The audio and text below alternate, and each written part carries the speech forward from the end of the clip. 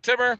Day 5 of the Southwest U.S. monsoon coverage, and today I've moved into the southwestern Colorado area, just to the west of Durango. I'm headed toward Durango, then probably to the north on Highway 505 toward that 416 fire burn scar. That's why this flash flood warning has been prompted, in addition to the likelihood for thunderstorms producing heavy rainfall. Here you can see one of those storms over the San Juan Mountains right now that has a pretty decent day. Most of those heavy storms have been just to the east of that burn scar area.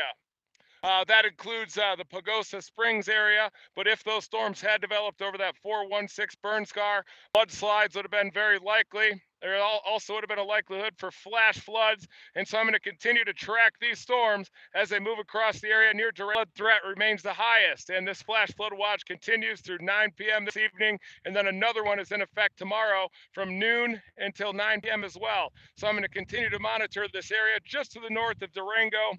That 416 fire burn scar, that's the area where there could be big problems if one of these storms interacts with that area. It's because there's no vegetation. All of the ground is very loose, and with all that heavy rainfall, mudslides will be a very high likelihood.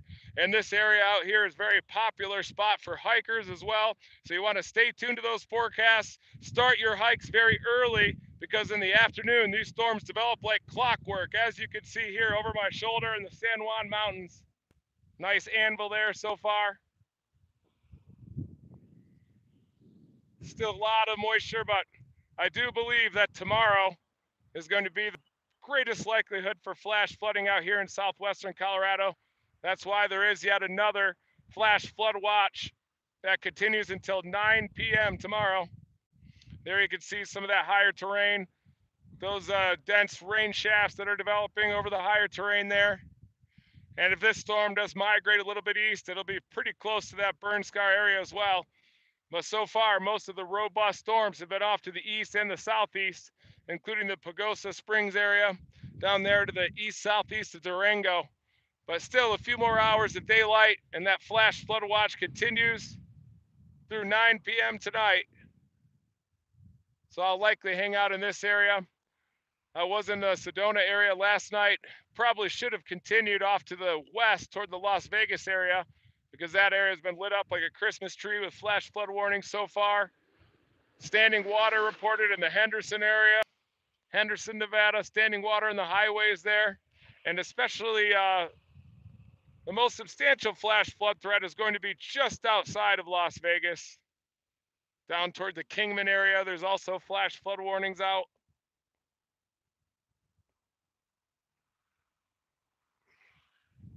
And again, I'm going to head a little bit east toward the Durango area and then north to monitor that burn scar zone where firefighters are still present. And if any of these storms do develop around that burn scar, then the situation will quickly become very dangerous, with the National Weather Service in Grand Junction monitoring this situation very closely and continuing that flash flood watch tomorrow until 9 p.m., which will be day 6 of monsoon coverage for me so far.